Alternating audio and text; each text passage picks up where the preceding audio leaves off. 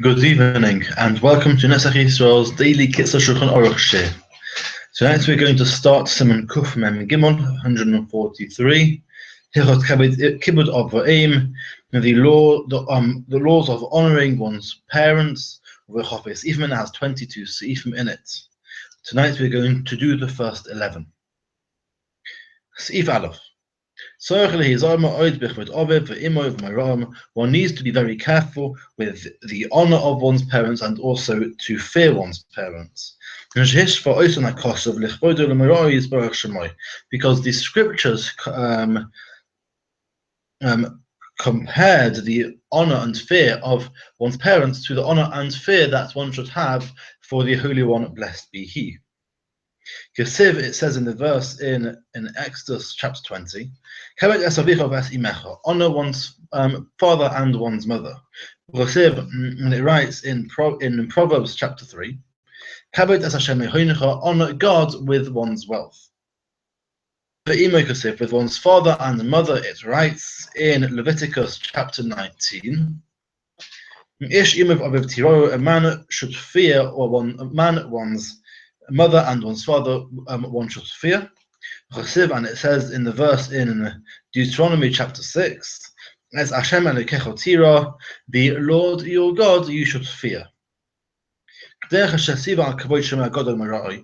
like one is commanded on the honor of God's great name and the fear of God's great name, so too one is commanded on the honor and fear of one's parents. So there are three partners in a person. HaKadosh Baruch Hu, the Holy One, blessed be He, as God, Aviv ve'imai, one's father and one's mother. And kind of biologically, the man provides the sperm. Isha Mizras Oidim Shabai, the woman provides the ovum. HaKadosh Baruch Hu, and the Holy One, blessed be He, blows into the fetus a soul, Mari Ayin, the ability to see, Shmiras Oizen, the ability to hear, V'dibur, and the ability of speech. And at a time when a person honors their parents, the Holy One, blessed be He, says, I will consider it as though I was dwelling amongst you and you were honoring me. Seif base is Ehumora. So what is fear? A child should not stand in a place that is designated for the father, to stand there, either in a gathering of elders, or in Mechavev, or with his friends. The same thing applies to the mother. Or a place that is designated and specific for the parents to pray there. Not to sit in the parents' seat in the house. Not to contradict their words. But also the child should not back up the parents in front of them. I feel like even say, my father's words are good. Up until what point is one obligated to fear one's parents? Even in a case if the son is wearing expensive fancy garments, and is sitting at the head of the community, and this person's either father or mother come, and tear his clothes, and hit him on his head, and spit in front of him. One should not get annoyed with them, one should not get angry with them. A similar expression. One shouldn't react negatively in any way. Only one should be silent. And be afraid of God who commanded him with this, as in this case, was not honoring one's parents because God commanded him to do so. But however, afterwards, the son is then able to take them to court over any monetary loss incurred. Even Gimel. So what is honor? The Chinese to feed them, and give them to drink. Malbish, garments. Machnes take them, take them home and take them out. And one should do it with a pleasant face. Even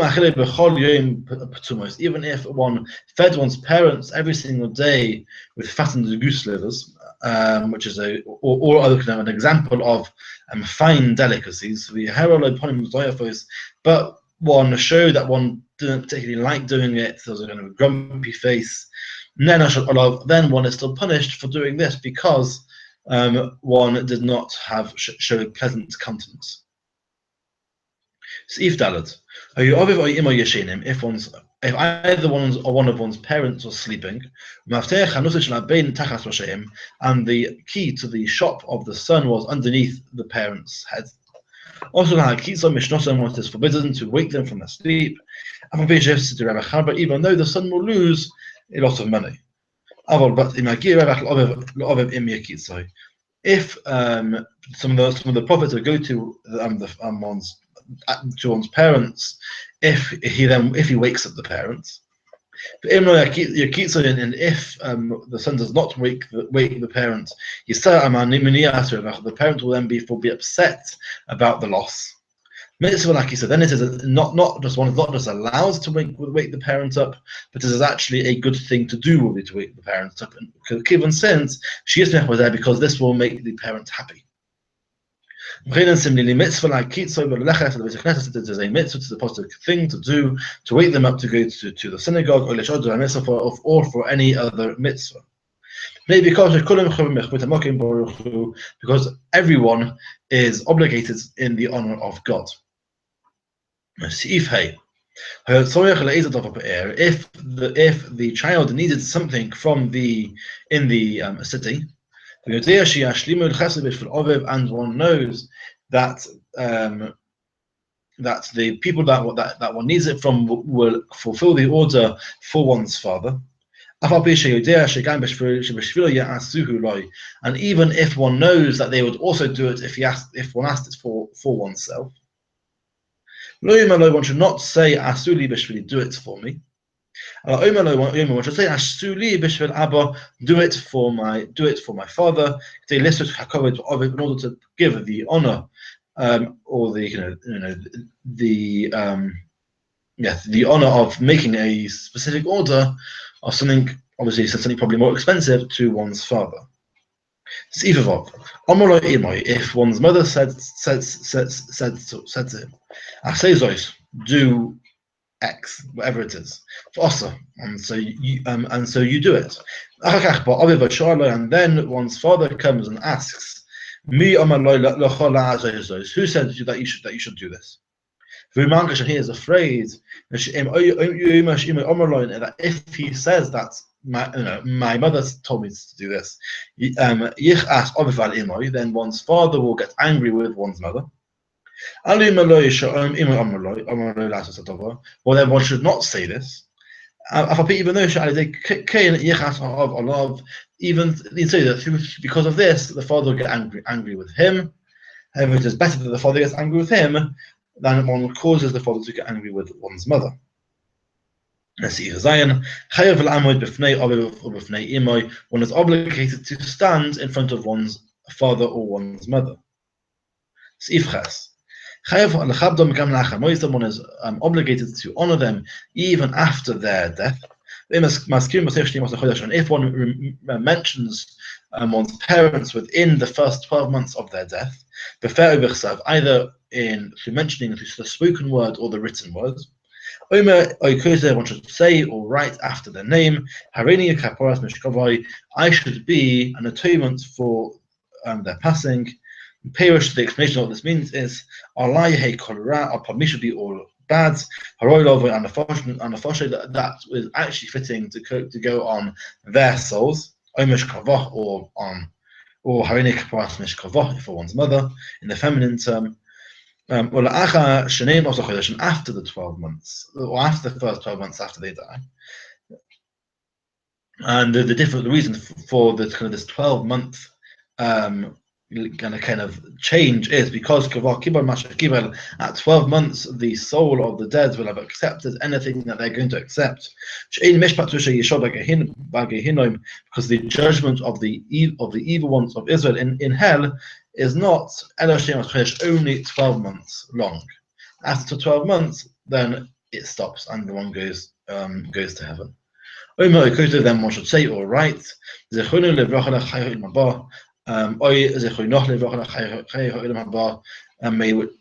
the parents, either the masculine or the feminine term, depending obviously, should have their memory for blessing for an everlasting life in the world to come. Sif test. Even if one's father is a wicked person and does many sins, one should still be afraid and honor one's father. Even if one's father is illegitimate and therefore is not a proper Jew. One is obligated in the honor of one's father and to fear him. There are other opinions. One is not obligated to honor one's evil-doing father, calls him all the time as long as that this father has not repented. But even according to this opinion, the to cause one's father pain is forbidden, even if the father is an evildoer. And the Kitzur is saying that one should ideally be stringent, like the first opinion, and show them full, proper honor and fear. If someone sees that their father transgresses something that is written in the Torah, one should not say to one's father, you transgressed, you committed a sin. And one should say to him, Abba, Father, the Torah says such and such. As though one is asking about it, one's father about it, and not like one's trying to kind of remind or warn one's father. So you can say, Father, does the Torah say somewhere that X is forbidden? For Avyovin Me'asman, then the father will understand from the question. This person therefore will not be so embarrassed. So if you'd Omar's father said to him, to transgress something that's written in the Torah, whether a positive or a negative commandment, even upon a rabbinical commandment, then one should not listen to one's father. Because it says in the verse in Leviticus chapter 19, one's mother and one's father he should fear, and my Shabbos one should guard. I am the Lord your God. So Shabbos lemur of the verse put Shabbos together with the fear of one's parents. Even though even though I, God, have commanded you about the fear of your parents, if your parents tell you, transgress the Shabbos, then do not listen to your parents. And even and also the same thing with all other commandments. Then the verse concludes, I am the Lord your God. You and your father and mother are obligated in my honor. Therefore, you should not listen to your father to annul my words. And also the commandments given by the rabbis, they are comparable to the word of God.